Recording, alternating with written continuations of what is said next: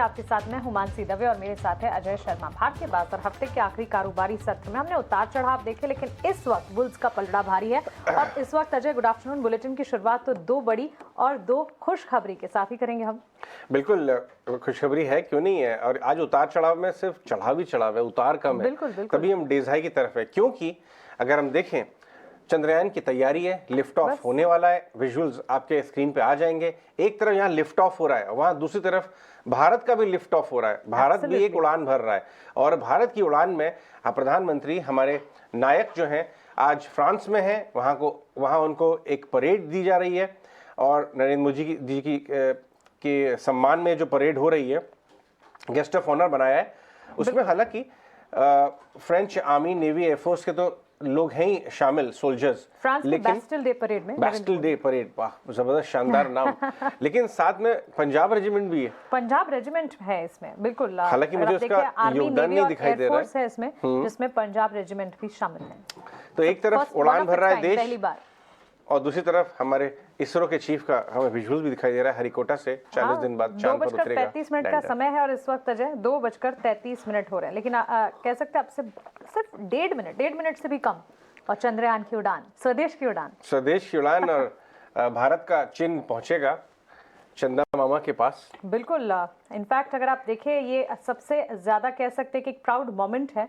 दोनों तस्वीरें जो आप देख रहे हैं काफी हद तक प्राउड मोमेंट है। और इस मोमेंट पर अगर आप देखेंगे, प्रधानमंत्री नरेंद्र मोदी जी जो कि विदेश यात्रा पर है, वहां से उन्होंने खास तौर से ट्वीट कर भारत को बधाई दी है। ट्वीट करके उन्होंने कहा है कि देश की आशाओं और सपनों को आगे बढ़ाएगा ये मिशन। काउंटडाउन शुरू हो चुका है and it's like a very eager wait. In fact अगर आप देखें चंद्रयान, क्या ये विजुअल्स, ये है असली विजुअल। लेटेस्ट सब इसी पे रखिए।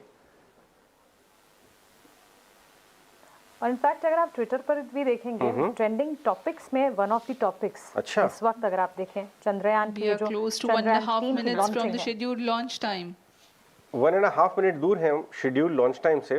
भारत का काफी योगदान है इसमें। इनफैक्ट अगर आप 3-4 साल में देखें तो भारत में एक स्पेस इकोनॉमी की शुरुआत हो चुकी है। पहले इसरो जो था, अब बहुत सारी प्राइवेट कंपनीज, बहुत सारी डिफेंस कंपनीज अलग अलग तरीके से सॉफ्टवेयर, हार्डवेयर स्पेस में जो हम भेज रहे हैं अपने यान। सबसे ज़्यादा कॉस्ट इफेक्टिव रॉकेट्स हम भेज रहे हैं पूरी दुनिया में। चंद्रयान सबसे ज़्यादा कॉस्ट इफेक्टिव था। बिल्कुल, बिल्कुल। और मैं आपको बता दूं कि एक बहुत बड़ी $multi-billion स्पेस इकोनॉमी इंडिया में तैयार होती जा रही है। उड़ान भरने के लिए तैयार चंद्रयान 3 श्री हरिकोटा के सतीश धवन स्पेस सेंटर से उड़ान भरेगा। उसी की तस्वीरें इस वक्त आप देख रहे हैं। इनफैक्ट इटनाउ स्वदेश ही नहीं अजय, इटनाउ स्वदेश के अलावा इस वक्त जितने भी न्यूज चैनल्स हैं, सारे के सारे न्यूज चैनल्स पर ये तस्वीरें ही फ्लैश होती दिख रही हैं। 40 दिन बाद चांद पर उतरेगा लैंडर, लेकिन इस वक्त श्री हरिकोटा के सतीश धवन स्पेस सेंटर से चंद्रयान 3 उड़ान भरने की। मनसी जी, अगर आपको मौका लगता तो आप चंद्रयान में अपना टिकट लेके बैठती?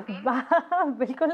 ये इस तरह का प्राउड मोमेंट है और इस वो दिन भी दूर नहीं है, किसी भी तरह वो दिन भी दूर नहीं है जब हम और आप टिकट लेकर वहां पहुंच सकते हैं। 5, 4, 3, 2, 1, 0। ओह माय गॉड, क्या जबरदस्त विजुअल्स आपके स्क्रीन पर आते हुए नजर आ रहे हैं। Epic moment. Epic moment. Here we have a majestic liftoff of LVM-3 M4 rocket carrying India's prestigious Chandrayaan 3 spacecraft. P2 tracking, प्रज्वलन और सफलतापूर्ण उत्थापन LVM-3 M4 रॉकेट का। यह भीमकाय रॉकेट आसमान को चीरते हुए अपनी भयानक दहाड़ से चारों ओर कंपन उत्पन्न कर रहा है, जिसे हम यहाँ महसूस कर सकते हैं। और यही दहाड़ है जो वैज्ञानिकों को रोमांचित करती है। LVM-3 के उत्थापन के साथ ही हमारे अंतरिक्ष यान चंद्रयान 3 की चंद्रमा की यात्रा प्रारंभ हो चुकी है। As the rocket is soaring through the clear skies, every second moving closer to the accomplishment of the most important milestone in its mission to moon. Every Indian witnessing the launch live is content with the feeling of watching history in the making.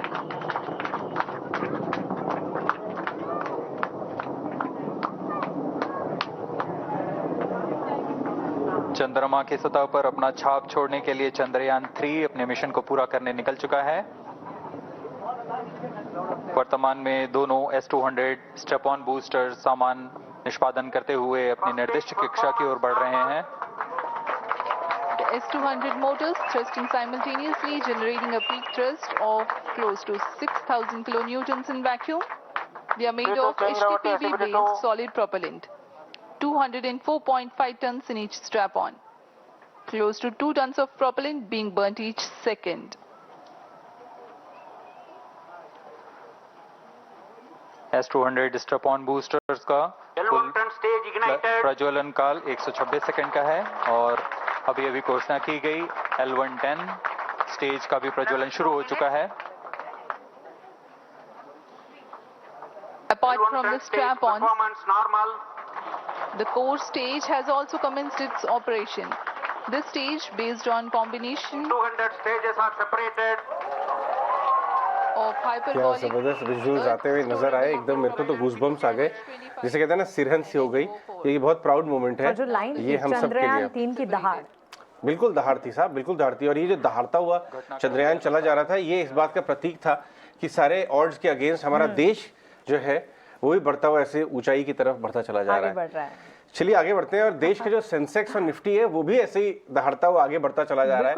Bar bar bear उसको खींच के लाते हैं नीचे, लेकिन 19,500 के ऊपर Nifty वापस पहुंच चुका है। और हम आपके लिए वापस से बाजार की तरफ अभी रुक लेते हैं और इस पूरे विजुअल्स को भी हम कवर करते रहेंगे साइड में।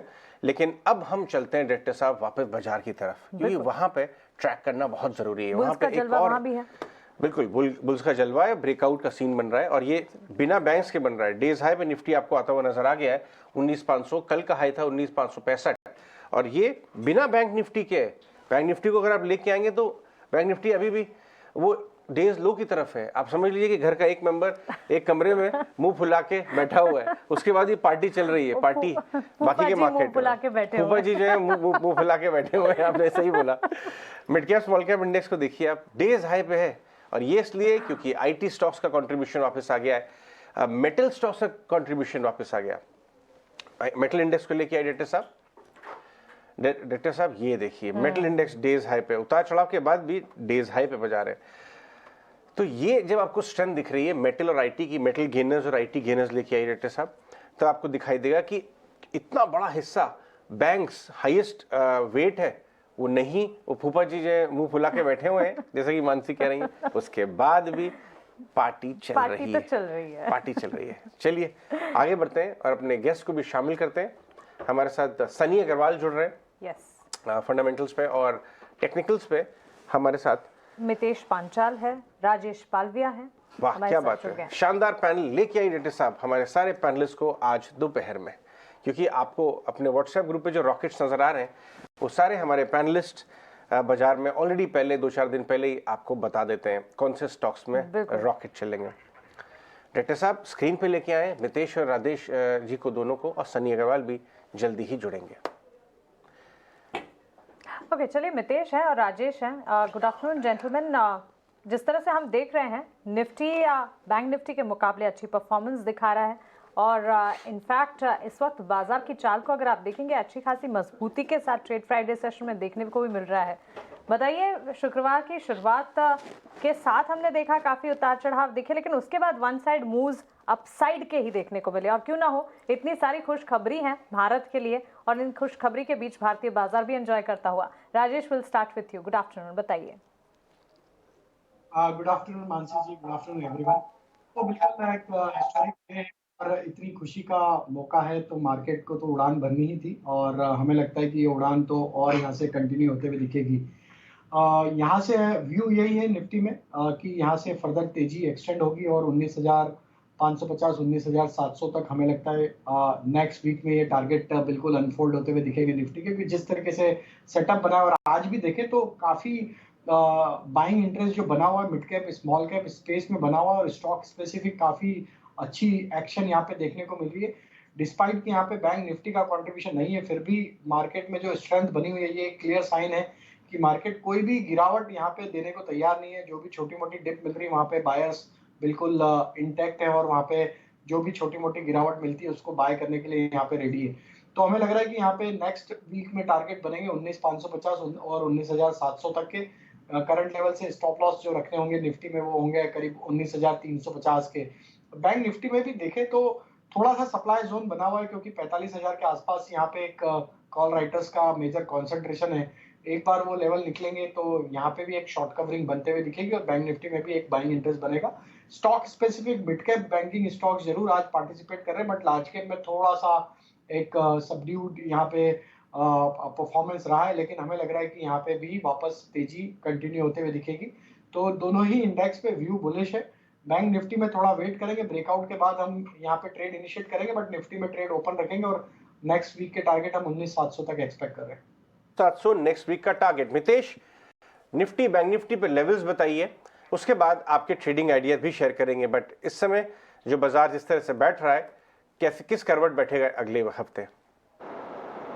डेफिनेटली देखिए, बाजार जो आपने ओपनिंग रिमार्क्स में बहुत बढ़िया बोला कि बेयर्स है वो नीचे लाने की कोशिश कर रहे हैं, लेकिन समहाउ नीचे आ नहीं रहा है। That is the perfect direction of the market. अगर आप पिछले 2 दिन में देखेंगे तो समहाउ जो बाय ऑन डिप्स का बाजार है वो कंटिन्यू है और बाजार टेबल थम करके बोल रहा है कि ये बाय ऑन डिप्स का बाजार है। अगर सेल ऑन रैलीज किया आपने तो डेफिनेटली स्टॉप लॉस हिट होने के चांसेस ज्यादा है। डेफिनेटली आज एक जो बैंक निफ्टी का जो कंट्रीब्यूशन है वो नहीं है, लेकिन वहां पे हमको सपोर्ट मिल गया है निफ्टी आईटी से। तो मेरा रुझान यही होगा कि 19,500 के ऊपर अगर वीकली आज क्लोज होता है तो अगले वीक के लिए 19,800 का लेवल्स देखा जाए और डेफिनेटली हम लोग 20,000 की ओर बहुत सूनर लेटर बढ़ सकते हैं। दूसरा, as far as Bank Nifty is concern, हमारा टेक्निकल लेवल जो है वो 44,800 है based on system and method. तो अगर 44,800 स्पॉट बैंक निफ्टी अगर क्लोज देती है तो उसके बाद 45,500 46,000 के लेवल इमीडिएटली आएंगे, क्योंकि पीएसयू बैंक का जो पूरा जो सेटअप है, अगर आप बैंक ऑफ बड़ौदा देख लो, कैनरा बैंक देख लो, स्टेट बैंक ऑफ इंडिया देख लो, तो वहां पे भी बाय ऑन डिप्स की ही एक स्ट्रेटेजी अडॉप्ट की है। अगर आप देखिए तो बैंक ऑफ बड़ौदा 195 तोड़ नहीं रहा है। उसी हिसाब से अगर आप स्टेट बैंक ऑफ इंडिया देख लो तो स्टेट बैंक ऑफ इंडिया में भी जब भी डिप आता है अराउंड 585 वहां से एक डेफिनेटली बाइंग मोमेंटम आ जाता है। वो इवन कैनरा बैंक में भी आप देखो तो कैनरा बैंक भी बहुत स्ट्रांग है। तो net PNB, Canara bank, bank of Baroda, state bank of India, यहाँ पे अगर आपने देखा होगा तो बाय ऑन डिप्स की ही मार्केट पार्टिसिपेंट जो है वो व्यू रचना अभी अपना रहे हैं। तो हमारे हिसाब से डेफिनेटली ये बाय ऑन डिप्स का मार्केट है। नेक्स्ट वीक तक 19,800 निफ्टी में और 45,800 क्रॉस होने के बाद 45,000 और 45,500 बैंक निफ्टी में टारगेट हमारे हैं। तो हम किसी भी एंगल से ये बाजार को शॉर्ट नहीं कर रहे हैं। ऑन द कॉन्ट्री, जो भी डिप हमको मिल रही है उसमें हम एक्युमुलेशन की सलाह दे रहे हैं क्लाइंट्स को। Positives on the market, bank Nifty का कंट्रीब्यूशन मिसिंग, लेकिन बाजार की तेजी जारी। आइए स्टॉक स्पेसिफिक राय भी जानते हैं हमारे एक्सपर्ट से। राजेश जी बताइए, ट्रेडिंग आइडियाज क्या स्पॉट किया आपने? तो मानसी जी, पहला स्टॉक जो हमें यहाँ पे अट्रैक्टिव लग रहा है वो फार्मा स्पेस, और हमें लगता है कि लुपिन पे यहाँ पे नजर रखना चाहिए। जिस तरीके से इसके स्ट्रक्चर बने हुए हमें लग रहा है लुपिन में एक अच्छा मूव यहाँ पे बनते हुए दिख सकता है। अगले 1 से 2 ट्रेडिंग सेशन में हम एक्सपेक्ट कर रहे हैं इसमें 970 980 तक के अपसाइड आते हुए दिख सकती है। स्टॉप लॉस रखना होगा करीब 915 के आसपास। जो दूसरा स्टॉक का अट्रैक्टिव लग रहा है वो मिड कैप आईटी स्पेस और उसमें एल&टी टेक्नोलॉजी सर्विसेज में हमें यहाँ पे काफी अच्छे फॉर्मेशन बनते हुए दिख रहे हैं। जिस तरीके से वीकली चार्ट पे ऑलमोस्ट इसने 8 से 10 वीक का एक कंसोलिडेशन रेंज का ब्रेकआउट यहाँ पे आज के सेशन में किया है, वो पूरे आईटी स्पेस में एक अच्छा बाइंग इंटरेस्ट यहाँ पे बना है टीसीएस के नंबर्स के बाद। हमें लगता है कि एलटीटीएस एल&टी टेक्नोलॉजी सर्विसेज को यहाँ पे बाय किया जा सकता है। अपसाइड के टारगेट हम प्रोजेक्ट कर रहे हैं, इसमें आना चाहिए करीब 4150 4200 तक के। स्टॉप लॉस रखेंगे करीब 3990 के आसपास। तीसरा स्टॉक जो बाय करना है वो है सेंचुरी टेक्सटाइल का। ये स्टॉक में भी देखें तो पिछले 2-3 ट्रेडिंग सेशन में देखें तो काफी अच्छी बाइंग इंटरेस्ट यहाँ पे बनते हुए दिखी, और अब यहाँ पे डेली सेटअप के हिसाब से देखें तो लास्ट 4 दिन का जो एक डाउन ट्रेंड था, माइनर करेक्टिव मूव था, उसको रिवर्स करते हुए दिख रहा है और एक फ्लैग फॉर्मेशन यहाँ पे डेली सेटअप पे बनते हुए दिख रहा है। हमें लगता है सेंचुरी टेक्सटाइल का आज का मूव काफी स्ट्रॉन्ग यहाँ पे हमें लगता है कि मोमेंटम क्रिएट करेगा अगले 1 या 2 ट्रेडिंग सेशन में, जो कि इस स्टॉक को नेक्स्ट टारगेट 970 980 की तरफ लेके जा सकता है। Century Textile buy, stop loss होगा करीब 910 रुपए के आसपास। मितेश बाबू, पहली बात तो मैं आपको कंग्रेचुलेट कर दूं आपके ये बेयरिंग्स वाली कॉल पे, स्पेशली एसकेएफ। हालांकि वो एचएनआई स्टॉक है, रिटेल तो बड़ा स्टॉक है 50 वीक हाई पे, बट बेयरिंग्स की कॉल बहुत जोरदार थी, मानना पड़ेगा। अब बताइए आज के ट्रेडिंग आइडिया ऐसे धमाकेदार लेकिन थोड़ा अफोर्डेबल वाले बताइएगा। ये 5200 5300 का भाव आप देते हैं, एक शेयर लेगा मेरा व्यूअर। नहीं, definitely Ajay ji, thank you for recognition. और अब की बार मैं अफोर्डेबल लिस्ट ही आपके पास लेके आया हूँ, क्योंकि लास्ट भी आपने बोला था कि अगर हनीवेल लेना है तो 3 लोगों को जोड़ना पड़ेगा, तो आज किसी को जोड़ना नहीं पड़ेगा, आज डेफिनेटली अफोर्डेबल कॉल है। Definitely with all the due respect, ये जो भी सिस्टम और मेथड के हिसाब से है, so it is not that हमने कुछ पिक एंड चूज किया है। So starting with graphite India, बहुत ही शानदार सेटअप है और 410 के ऊपर एक स्ट्रॉन्ग ब्रेकआउट मिला है वीकली चार्ट के ऊपर। तो ग्रेफाइट इंडिया में 420 के ऊपर बाय रहेगा, स्टॉप लॉस 395 का रहेगा, पहला टारगेट 480, दूसरा टारगेट 520। और अगर अजय जी ये पॉसिबिलिटी है कि अगले 15 दिन से 1 महीने के अंदर ग्रेफाइट 2 या 3 दिन में 15 to 20% की रैली दिख रहा है, क्योंकि सेटअप इतना प्रॉमिसिंग है। तो पहला स्टॉक है ग्रेफाइट इंडिया। दूसरा है कैस्ट्रॉल इंडिया। अगर आप कैस्ट्रॉल इंडिया देखेंगे, जनरली ये स्टॉक बहुत कम बारी डिस्कस होता है और हमारे लिए भी ये बहुत इंटरेस्टिंग है कि ऐसे स्टॉक बहुत कम बारी सरफेस के ऊपर आते हैं जिसमें हम रिकमेंडेशन दे सकते हैं। तो अब की बार कैस्ट्रॉल इंडिया में 128 के ऊपर एक बहुत ही शानदार ब्रेकआउट मिला है और ये सस्टेनेबल ब्रेकआउट है। सो 131 के ऊपर कैस्ट्रॉल इंडिया में बाय किया जा सकता है 125 के स्टॉप लॉस से। टारगेट रहेगा उसमें 150 का पहला और दूसरा रहेगा 170 का। और last but not least, from the pharma space, ये थोड़ा एक डार्क हॉर्स स्टॉक है, क्योंकि ये जब भी ये स्टॉक की रैली शुरू होती है, बहुत ही स्ट्रॉन्ग रैली होती है ये काउंटर में। नाम है एलेम्बिक फार्मा। हमें लग रहा है कि 600 से 650 के बीच में बहुत ही स्ट्रॉन्ग एक्यूमुलेशन हुआ है, जिसका ब्रेकआउट हमको रिसेंटली मिला है 660 के ऊपर। तो 660 के ऊपर एलेम्बिक फार्मा को खरीदा जा सकता है। स्टॉप लॉस रहेगा इसका 610, पहला टारगेट रहेगा 720, दूसरा टारगेट रहेगा 750। ये जी को देखिए, आइए डायरेक्टर साहब, जी में इतना नेगेटिव न्यूज फ्लो आ रहा है। राजेश बाबू देखिए 7.5%, वो आपने डायलॉग सुना है, जितने भी जी के शॉर्टर्स हैं, जी का स्टॉक प्राइस राजेश बाबू को लेके आइए, कह रहा है गजब बेइज्जती है, गजब बेइज्जती है, गजब बेइज्जती है, इतना शॉर्ट कर रहे हो, भागा चला जा रहा है। राजेश बाबू हो क्या रहा है इसके अंदर? तो अजय जी, लास्ट वीक भी हमने फ्राइडे के सेशन में ही जी पे बाय दिया था और एक अच्छा मूव बना था। उसके बाद वापस स्टॉक 200 रुपए के लेवल जहां पे हमने रिकमेंड किया था उसके आसपास ही वापस डिप लेके वहां से वापस बाइंग इंटरेस्ट बन रहा है। अब ये स्टॉक में देखें तो ऑलमोस्ट अगर हम इसको पिछले कुछ हफ्तों का सेटअप एनालाइज करें तो स्टॉक में जो रिकवरी बनी है लास्ट 2 वीक में, वो क्लियरली दिखा रही कि ये स्टॉक कुछ अलग ही करने को तैयार है और यहाँ पे हमें लगता है कि एक शॉर्ट ट्रैप होते हुए दिख सकते हैं, जिस तरीके से यहाँ पे डेटा सेटअप बने हैं पिछले कुछ दिनों में।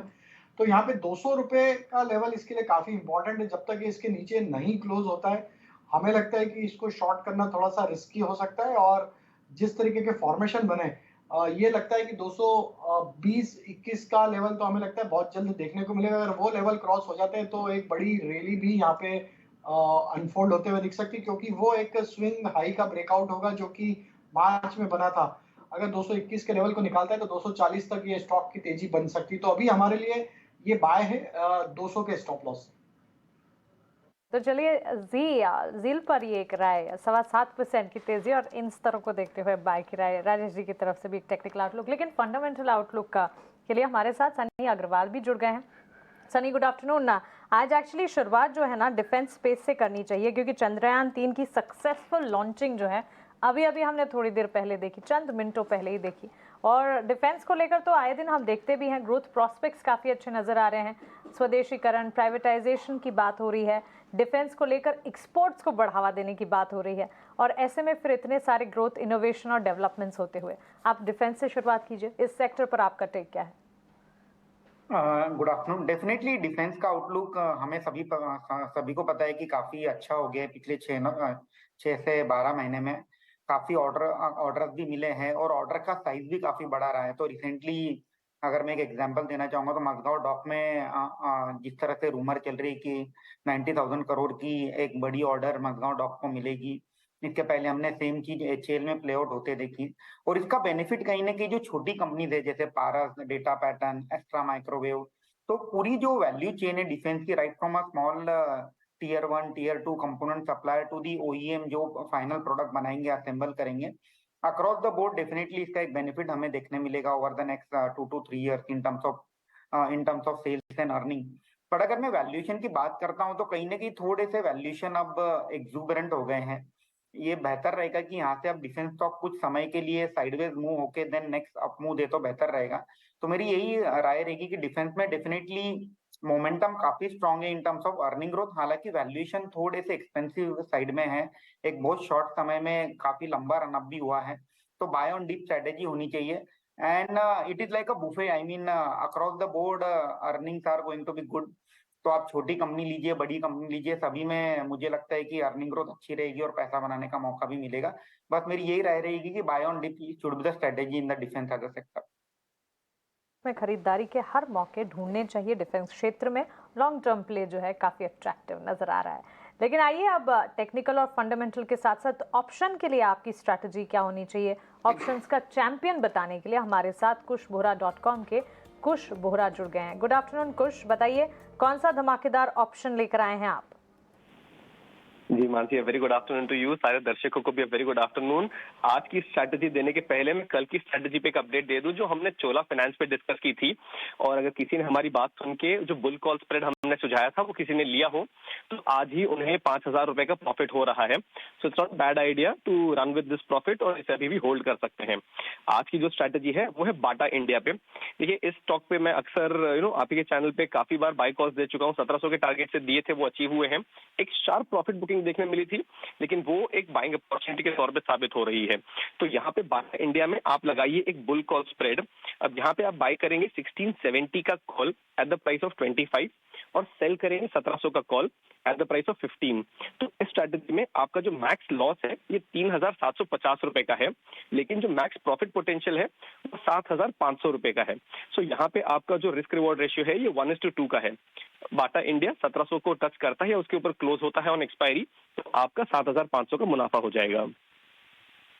चोला इन्वेस्ट की कॉल पॉजिटिव साबित होती हुई कुछ, उसके लिए ढेरों शुभकामनाएं, कांग्रेचुलेशंस टू यू। और बाटा इंडिया अगली कॉल 1670 की कॉल खरीदने की और 1700 की कॉल उसके सामने बेचने की राय। कुछ शुक्रिया हमारे साथ जुड़ने के लिए। मैंने शुरू में कहा कि mid cap end of the market बहुत ज्यादा वाइब्रेंट है। प्रिसिशन कैमशाफ्ट जब से विजय केडिया जी की न्यूज आई है उस स्टॉक के अंदर काफी अच्छी तेजी है, इनफैक्ट सर्किट पे लगा हुआ है। लेकिन जहां भी ऑटो एंसिलरी वाली कंपनियां ईवी रिलेटेड काम ज्यादा कर रही हैं वहां तेजी है। लेकिन एक बार चार्ट चेक कर लेते हैं। प्रिसिशन कैमशाफ्ट, मितेश आप इसको चेक करके बताएंगे किस तरह के लेवल्स दिखाई दे सकते हैं, जिन्होंने ले रखा है वो क्या करे और क्या इस भाव से भी लेना चाहिए?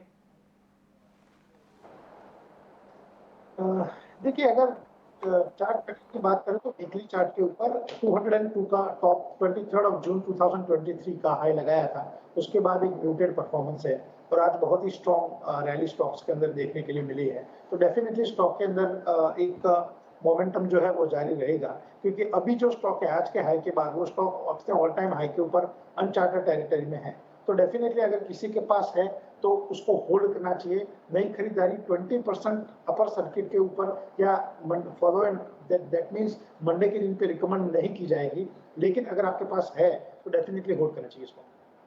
अगर पोजीशंस है ऐसे होल्ड कीजिए। आज सुबह इनफैक्ट बाजार खुलने से पहले प्रिसिशन कैमशाफ्ट से जुड़ी खबर भी हमने आपको बताई थी, उसके बाद तब से हम डिस्कस भी कर रहे हैं। और स्टॉक में इस वक्त देखिए 20% अपर सर्किट पर ये स्टॉक ट्रेड करता हुआ।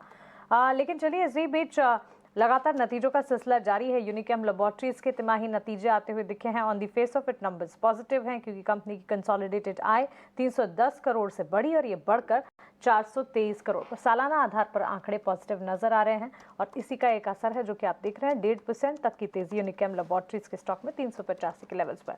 लेकिन नतीजे एवेन्यू सुपरमार्ट के भी आने वाले हैं। एवेन्यू सुपरमार्ट की पहली तिमाही के नतीजे कल यानी कि वीकेंड के दौरान आएंगे। कैसे रहेंगे नतीजे, आइए एक बार जान लेते हैं अनुमान विनी से। विनी बताइए। तो एवेन्यू सुपरमार्ट के जो नंबर्स है फेयर आइडिया है कि क्या एक्सपेक्ट कर सकते हैं, क्योंकि उनकी Q1 की ऑपरेशनल अपडेट आई हुई थी। तो ऑपरेशनल अपडेट में उन्होंने बताया था कि उनकी जो रेवेन्यू होगी वो 11,737 करोड़ पे।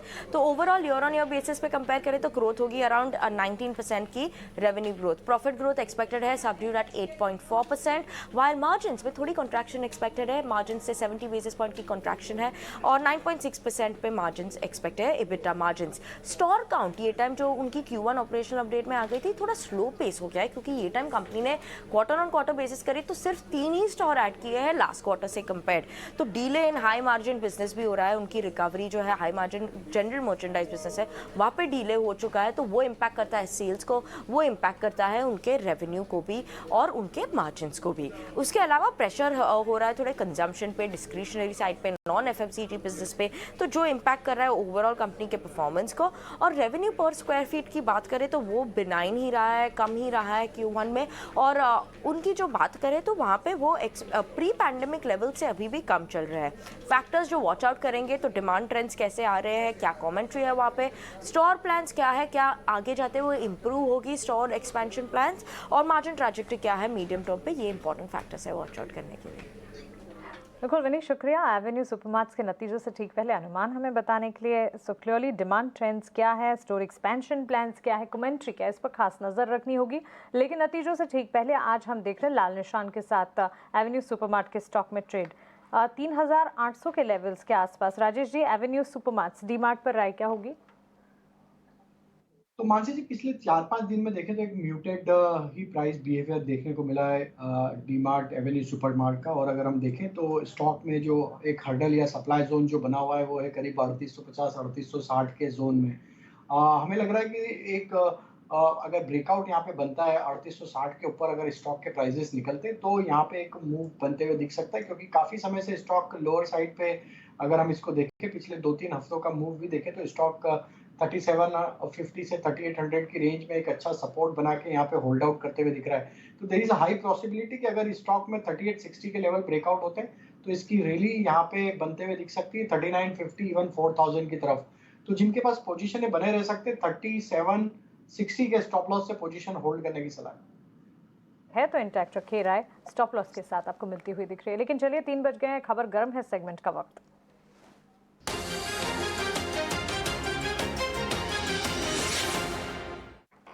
और हर रोज की तरह शरद हमारे साथ जुड़ गए हैं डीलिंग रूम की ताज़ा खबर लेकर। शरद बताइए। जी बिल्कुल, तो सबसे पहले फोकस में रहेगा टीटी के प्रेस्टीज, और यहाँ पे हमारी डीलर से बातचीत हो रही है। तो एक डीआई जो है लगातार 2 दिन से जो है बाइंग कर रही है स्टॉक में, और यहाँ पे याद रखिए वॉल्यूम्स में भी और डिलीवरी में दोनों में भी जो है अच्छे आंकड़े देखने मिल रहे हैं, उसमें स्ट्रेंथ आ रही है। और जो डीआईज ऑलरेडी इन्वेस्टेड है इस कंपनी में वो आपके नाम इंक्लूड करते हैं SBI mutual fund, axis mutual fund और नालंदा ग्रुप भी।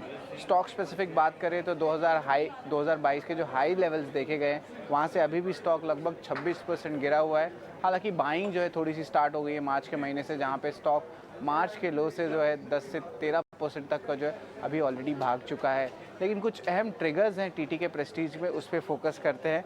और यहाँ पे उनकी जो आगे जाने में एक्सपेंशन होने वाली है नॉन साउथ मार्केट्स में, उस पर जो है फोकस रहने वाला है। और चैनल चेक सजेस्ट कर रहे हैं कि उनके जो इनऑर्गेनिक एक्विजिशंस हैं वो जो है क्लोजर आ सकती है अगले 4 से 6 महीने में।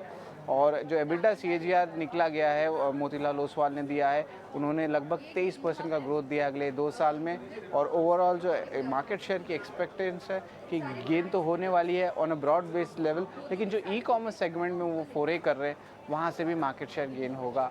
तो यहाँ पे जो है थोड़े कुछ पॉजिटिव ट्रिगर्स ज़रूर देखने मिल रहे हैं। और स्टॉक करेक्शन के बाद थोड़ी स्मार्ट मनी बाइंग आ रही है एक DI से। बहुत बढ़िया, शानदार, बहुत बहुत शुक्रिया शरद, ये स्टॉक भी डिस्कस करने के लिए खबर गरम में। आगे बढ़ते हैं, कुछ और स्टॉक्स की बात कर लेते हैं। सनी, ये ऑटो एंसिलरीज में एक बड़ी यूनिक कंपनी है, उसका नाम ही है यूनिपार्ट्स, राइट। और अगर हम देखें तो 650 का भाव हो गया है, आज भी 3-4% ऊपर है। इसका IPO आया था हाल ही में, लोग समझ नहीं पाए कि ये ग्लोबल अर्थ मूविंग और फार्म इक्विपमेंट के लिए बड़ा बड़ा काम बनाते हैं। 1 ईयर फॉरवर्ड पे 10 टाइम्स ही था। लेकिन अभी अगर हम देखें लास्ट 1 महीने से इसमें करंट लौटा है। डायरेक्टर साहब लेके आइए इसका 1 महीने का चार्ट, आपकी नज़र गई है इसके ऊपर? रिजल्ट्स आने वाले हैं, पिछले क्वार्टर के तो आए थे। 1 महीने में 80 रुपये चल गया ये स्टॉक, करीब करीब 15%। डेफिनेटली एक यूनिक कंपनी है। अगर हम इनके प्रोडक्ट की बात करते हैं तो जो जितने भी ऑफ रोड व्हीकल जो कपलिंग वगैरह होते हैं, जैसे अगर ट्रैक्टर है, ट्रैक्टर के पीछे का जो पार्ट है वो अगर ज्वाइन करना है उसके लिए जो कपलिंग वगैरह लगती है, वैसे यूनिक पार्ट बनाते हैं। और इनका जो बिजनेस है, कारोबार, इससे इंटरनेशनल ज्यादा फोकस है, US में ज्यादा बिजनेस होता है इन लोगों का। तो काफी एक स्टोरी, एक मतलब स्ट्रक्चरल लॉन्ग टर्म स्टोरी काफी अच्छी है ये कंपनी में। हालांकि थोड़ा सा इनका जो बिजनेस है यूएस और बाहर के जो इंटरनेशनल मार्केट है उसके ऊपर डिपेंडेंट रहता है। तो अगर हम देखेंगे पिछले कुछ महीनों से यूएस और यूरोप को लेके एक निगेटिव नैरेटिव चल रहा था कि रिसेशन रहेगा, उसके चलते इसके ये कंपनी में दबाव बना हुआ था, very similar to Motherson Sumi और यूरोप बेस्ड जो कंपनी थी। अब मुझे लगता है कि कहीं ना कहीं अब जब ये नैरेटिव चेंज हो रहा है कि यूएस में रिसेशन शायद इतना नहीं रहेगा, इंटरेस्ट रेट पिक आउट हो रहे हैं और वहां अब डिमांड एनवायरनमेंट ठीक रहेगा, तो मुझे लगता है कि उसके चलते इसमें जो एक सीट ये प्रीएम कर रहा है कि इनके जो नंबर थे FY24 में वो उम्मीद से बेहतर नंबर रहेंगे, और उसके चलते हुए ये इसमें मुझे लगता है कि शॉर्ट टर्म रैली आई है।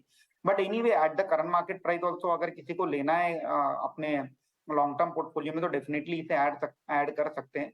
बहुत एक क्वालिटी बिजनेस है, डेफिनेटली यूनिक बिजनेस है और ऑटो एंसिलरी में हम बहुत रेयरली देखते हैं कि इतने हाई मार्जिन जो बनाने वाली जो कंपनी है वो हमें मिलती है, तो मुझे लगता है कि again it can be part of portfolio. और तो चलिए यूनिपार्ट्स इंडिया खरीदारी की राय दे रहे हैं सनी, और 644 के लेवल्स पर करीब 2.5% की तेजी, इस पर एक बाय का मार्क होना चाहिए यूनिपार्ट्स इंडिया 644 के लेवल्स। लेकिन इस बीच एक और खबर इंपॉर्टेंट आपके लिए, वो है G20 की बैठक। गांधीनगर में आज G20 वित्त सचिव और सेंट्रल बैंक डिप्टी गवर्नर्स की बैठक हो रही है। बैठक को लेकर और जानकारी, बैठक का एजेंडा क्या है, कौन सी खबर निकल कर आ सकती है, इससे मायने क्या है, सारा कुछ जानते हैं अंकुर मिश्रा से। अंकुर बताइए, G20 की इस बैठक का एजेंडा क्या नजर आ रहा है?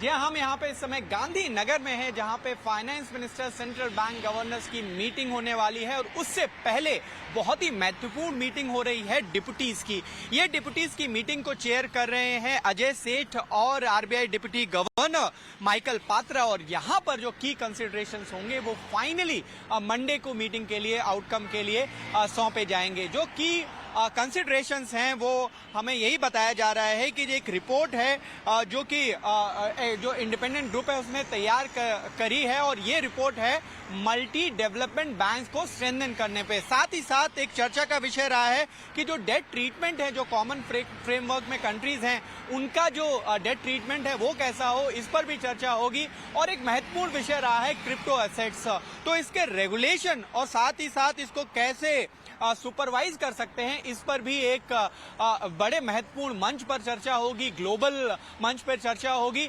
और न सिर्फ भारत बल्कि सारे विश्व के देश इस आउटकम का वेट करेंगे कि जो भारत की प्रेसिडेंसी में ये G20 मीटिंग होने वाली है, इसका आउटकम आखिर क्या आता है।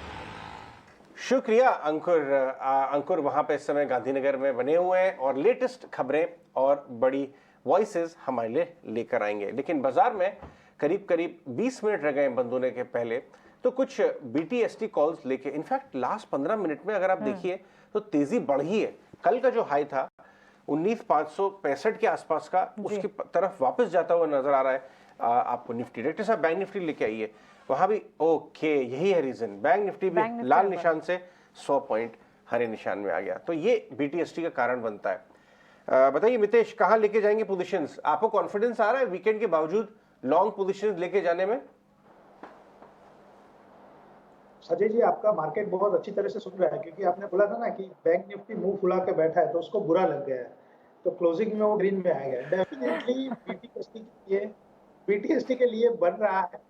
एक तो पहला मौका बन रहा है हेवेल्स में 1280-81 के ऊपर ट्रेड लेना चाहिए, 1260 के स्टॉप लॉस से। मेरे हिसाब से कल के सेशंस में 1305-1310 का एक लेवल आ सकता है। दूसरा जो बन सकता है BTST, वो है अशोक लेलैंड 172.35, 170 के स्टॉप लॉस से BTST किया जा सकता है, 175, 178। और अगर इंडेक्स में आपको BTST करना है तो based on the system and method, अभी बहुत ही स्ट्रॉन्ग ब्रेकआउट 15 मिनट के चार्ट के ऊपर बैंक निफ्टी में आया है। स्पॉट के हिसाब से 44,762 चल रहा है अभी स्पॉट, तो 44,500 के स्टॉप लॉस से BTST किया जा सकता है। बैंक निफ्टी में टारगेट का मंडे के लिए रहेगा 45,000 और 45,200। निफ्टी ने किया है कमबैक, और मितेश के लिस्ट में हैवेल्स, अशोक लेलैंड और उसके अलावा बैंक निफ्टी भी है। यहाँ पर भी एक BTST ट्रेड बनता है। राजेश, आप बताइए, आपकी तरफ से BTST ट्रेड्स क्या होंगे? तो देखिए अभी बैंकिंग स्टॉक्स का पार्टिसिपेशन जरूर बढ़ा है, लेकिन हमें लगता है कि मेटल स्टॉक्स को भी यहाँ पे फोकस में रखना चाहिए। वहाँ पे भी एक अच्छा buying interest across the board सारी मेटल स्टॉक्स में बना है, और हमें लगता है यहाँ पे टाटा स्टील BTST किया जा सकता है। काफी समय के बाद स्टॉक ने अब 115 के लेवल को यहाँ पे क्लोजिंग बेसिस पे जिस तरीके से कैंडल बन रही है, हमें लगता है 115 के ऊपर ही क्लोज आएगा। तो यहाँ पे एक ब्रेकआउट बनते हुए दिख रहा है, तो टाटा स्टील बाय करने की सलाह है। BTST में 122 तक की अपसाइड हमें लगता है इसमें आते हुए दिख सकती है। स्टॉप लॉस होगा करीब 113 का। दूसरा स्टॉक जो हमें अट्रैक्टिव लग रहा है, शो की शुरुआत में हमने LTTS तो दिया था, वो भी डे हाई के आसपास है, लेकिन यहाँ पे हमें लगता है कि IT में, लार्ज कैप IT में TCS को भी BTST किया जा सकता है। काफी स्ट्रॉन्ग मोमेंटम बना है, और जिस तरीके से शॉर्ट कवरिंग आज यहाँ पे प्ले आउट होते हुए दिख रही है, यहाँ पे नेक्स्ट टारगेट हमें लग रहा है TCS में 3560 3580 तक आते हुए दिख सकता है। स्टॉप लॉस होगा करीब 3485 के आसपास। और जो तीसरा स्टॉक हमें लगता है BTST किया जा सकता है, वो है बालाकृष्ण इंडस्ट्री का।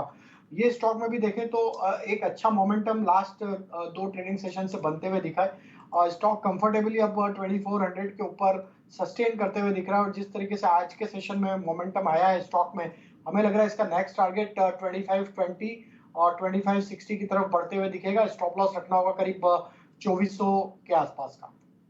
इंडस्ट्रीज और IT सेक्टर से TCS भी है, और इनफैक्ट TCS और IT सेक्टर तो होना ही चाहिए, क्योंकि जोरदार तेजी के साथ सपोर्ट दे रहे हैं बाजार को TCS, HCL Tech, LTI, Mindtree, छोटे मझोले शेयर्स भी, एम्फासिस, परसिस्टेंट, कहीं भी देख लीजिए IT स्पेस में अच्छा एक्शन। नए रिकॉर्ड को तोड़ता हुआ रिकॉर्ड ऊंचाई पर निफ्टी, सेंसेक्स और साथ ही बैंक निफ्टी में भी हमने देखा है कि निचले स्तरों से खरीदारी वापस लौटती हुई। नतीजों का सीजन चल रहा, कई सारे इंपॉर्टेंट नंबर्स हैं जो कि आते हुए दिखे भी हैं। निफ्टी मेजर्स, FNO मेजर्स और कैश सेगमेंट की भी कंपनियां और बैंक्स एंड फाइनेंशियल्स के नंबर्स की भी शुरुआत होने जा रही है, और सोमवार से होगी शुरुआत, क्योंकि HDFC बैंक की पहली तिमाही के नतीजे सोमवार को आएंगे। और अजय, इनफैक्ट मर्जर अनाउंसमेंट के बाद पहली बार देखिए एक और बात है कि ये HDFC बैंक इस बार रिजल्ट प्ले नहीं है। जो कंबाइंड एंटिटी है ना, उसके आपको Q1 अपडेट से पहले ही मिल चुके हैं, तो आप ये सोच के जा रहे हैं कि नंबर अच्छा आएगा या बुरा आएगा, आप पोजीशन को लॉन्ग या शॉर्ट करके जा रहे हैं, तो शायद ये उचित नहीं रहेगा। ये अभी फ्लोज का गेम हो गया है। इसमें जो कंबाइंड एंटिटी है उसमें FI की पाई की विंडो बहुत बाकी है। कितना फ्लो आएगा कितने टाइम पीरियड में, वो वाला प्ले हो गया है रादर देन रिजल्ट प्ले। लेकिन हर्ष से जान तो लेते ही हैं। हाँ, अनुमान कैसे कि भाई नंबर्स क्या आ सकते हैं, बाजार क्या पकड़ के बैठा है। हर्ष बताइए। जी हाँ, तो जो HDFC बैंक का जो NII है 23% ग्रोथ एक्सपेक्टेड है। NII में ईयर ऑन ईयर बेसिस पे अराउंड 24,000 करोड़ के आसपास वो नंबर एक्सपेक्टेड है। जब ऑपरेटिंग प्रॉफिट को देखें तो 20% का ग्रोथ एक्सपेक्टेड है। जो OPEX है, ऑपरेटिंग एक्सपेंसेस, वो काफ़ी एलिवेटेड रहेंगे HDFC बैंक के लिए। ये साल भी काफ़ी एलिवेटेड रहेंगे, लास्ट ईयर भी FY23 में भी एलिवेटेड था, क्योंकि HDFC बैंक 1500 ब्रांचेस ऐड करने का कमिटमेंट कर चुका है FY24, 25 और 26 में।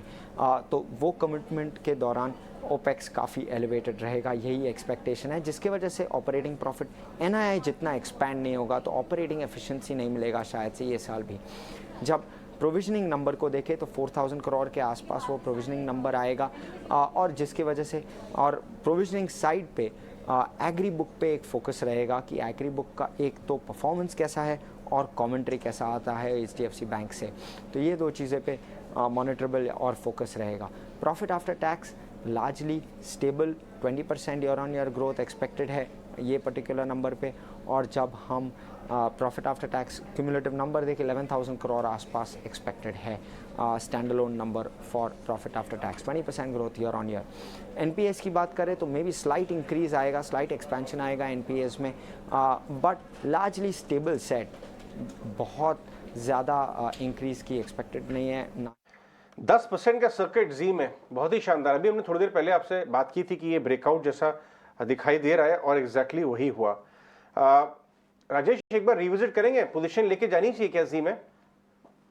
तो बिल्कुल अजय जी, हमने यही डिस्कस किया था कि इसमें कुछ अलग ही यहाँ पे बिहेवियर दिख रहा है, और यहाँ पे शॉर्ट ट्रैप होते हुए दिखेंगे। 221 का लेवल है नेक्स्ट, और वो क्रॉस होगा तो 240 तक की तेजी बनेगी। बिल्कुल BTST की जा सकती है। आई थिंक डेरिवेटिव में शायद ये बैन में, लेकिन कैश सेगमेंट में बिल्कुल बाय किया जा सकता है। और ब्रेकआउट यहाँ पे काफी स्ट्रॉन्ग वॉल्यूम के साथ बनते हुए दिख रहा है, तो हमें लगता है कि यहाँ पे नेक्स्ट वीक में एक अच्छा मूव कंटिन्यू होगा। 240 तक हमें लगता है मोमेंटम एक्सटेंड होते हुए दिख सकता है। बैन में है तो इसको लेके ना जाएं, बट लेके अगर अंडर परफॉर्मिंग स्टॉक्स की बात करें, तो स्पेस बैंकिंग थोड़े से अंडरपरफॉर्म कर रहा है, लेकिन आरबीएल बैंक वो एक हफ्ते से अच्छा ब्रेकआउट दिखा रहा है। मितेश जरा इसका चार्ट चेक करके बताएं, 210 क्रॉस हो रहा है, क्या ये 220-25 के लिए तैयार है, लेके जानी चाहिए पोजीशन?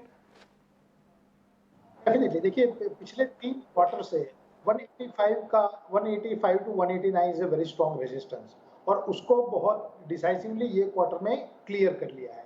तो हमारे हिसाब से जो नेक्स्ट टारगेट बनना चाहिए वो 274 जो 31 मार्च 2021 का टारगेट था। तो ये जो शुरुआत, ये जो आप देख रहे हैं पिछले 3 वीक से रफ्तार जो देख रहे हैं, जहां जो शुरू हुई है 166 से 164 का बॉटम बना के जो रफ्तार शुरू हुई है और heart of heart bottom formation पिछले 3 वीक से जो मिल रहे हैं, वो सब सिर्फ ट्रेंड की शुरुआत है अजय जी। बहुत लंबी बारी के लिए स्टॉक रेडी हो रहा है, डेफिनेटली ये लेवल के ऊपर खरीदारी की जा सकती है। चलिए, आरबीएल बैंक अच्छी खासी मजबूती यहाँ पर 6-6.5% तक के मूव्स यहाँ पर नजर आ रहे हैं। 210-211 के लेवल्स टूवर्ड्स डे हाई ये स्टॉक बढ़ता हुआ। लेकिन इस बीच ऑटो एंसिलरी की अगर बात करें, सनी आपसे एक फंडामेंटल आउटलुक यहाँ जानना चाहेंगे, क्योंकि जहाँ आईटी में आउट परफॉर्मेंस है, मेटल सेक्टर भी परफॉर्म कर रहा है, ऑटो सेक्टर में भी गति तो है, अच्छी खासी मजबूती के बीच ऑटो मेजर्स काम कर रहे हैं और ऑटो चलेंगे तो ऑटो एंसिलरी की चाल पर भी असर पड़ेगा, जो कि हम देख भी रहे हैं। आए दिन हमने देखा है, चाहे टायर स्टॉक्स हो या फिर जिस तरह से आज के सत्र में अगर आप देखेंगे क्लियरली नजर आ रहा है न्यू ऑर्डर विंस के चलते JBM auto, UCAL fuel, Lumax auto जैसे स्टॉक्स में ऑलमोस्ट 6.5% तक की मजबूती देखी जा चुकी है। ऑटो सेक्टर को आप कैसे देखते हो? ऑटो एंसिलरीज पर आपकी राय क्या है? इन्वेस्टमेंट कैटेगरी के हिसाब से इन दोनों सेगमेंट्स में से कहां पर इन्वेस्टमेंट किया जाना चाहिए? 10-11% की तेजी इस वक्त बात करते करते जेबीएम ऑटो में।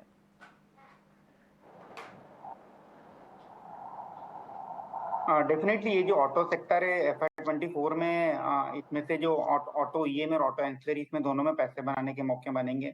अगर मैं ऑटो ईएम की बात करता हूं तो हमें कंपनीज लाइक आयशर मोटर, जो कि एक अभी रिसेंटली जो हीरो और बजाज के जो नए प्रोडक्ट लॉन्च के चलते हुए करेक्शन हुआ था, ये हमें अच्छा लगता है। मुझे लगता है कि आयशर मोटर में हमें 3900-4000 के टारगेट बहुत जल्दी देखने मिलेंगे। Similarly Mahindra and Mahindra is a company which we like, जिसमें हमें लगता है कि हमारा जो टारगेट 1800 रुपए का रहेगा। Maruti is on passenger vehicle side, Maruti हमें अच्छा लगता है।